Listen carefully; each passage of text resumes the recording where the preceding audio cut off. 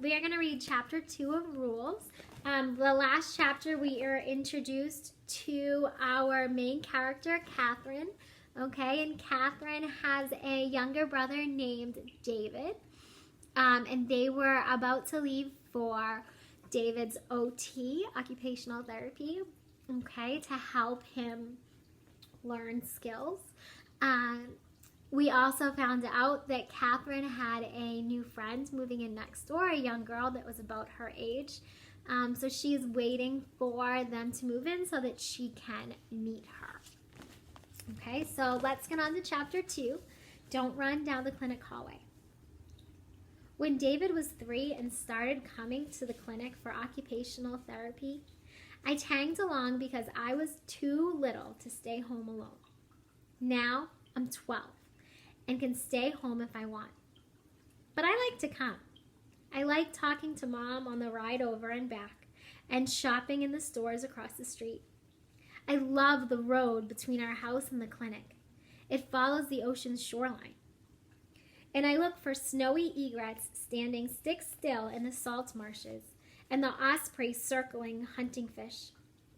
At high tide, waves sparkle under the wooden bridges. And I can guess the tide before I even see the water just by closing my eyes and breathing the air through the open car window. Low tide smells mud black and tangy, but high tide smells clean and salty. The clinic is a few streets from the ocean, and in the summer, sometimes Mom and I walk to the waterfront park while David has his appointment. It's the only time in the week that I get Mom completely to myself, and someone else is in charge of David. Mom likes to stay in the clinic waiting room so that she can hear if David is having a hard time. But I like it when we leave, because then she doesn't look away from me every time she hears him shriek. At the clinic, there's a waiting room and a long corridor of doors to little offices for hearing tests, speech therapy, and occupational therapy. David comes on Tuesdays and Thursdays to see Stephanie, a woman with kind eyes and an office full of games, swings, and a trampoline.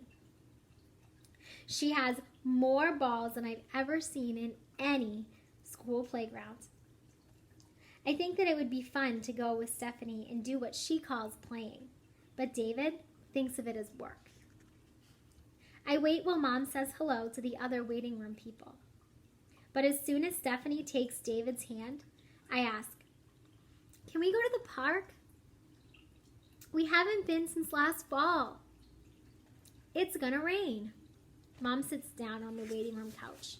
"And it'll be cold by the water. You didn't even bring your jacket."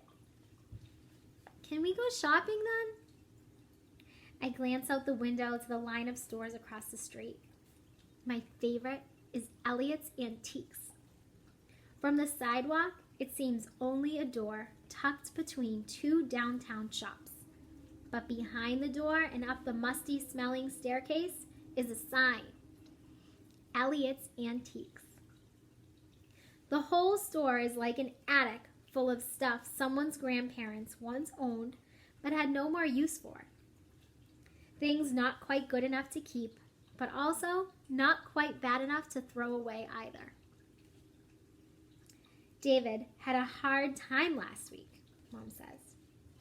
"I need to make sure that Stephanie can handle it. Why don't we read?" Mom crossed her legs like she was settled in to stay.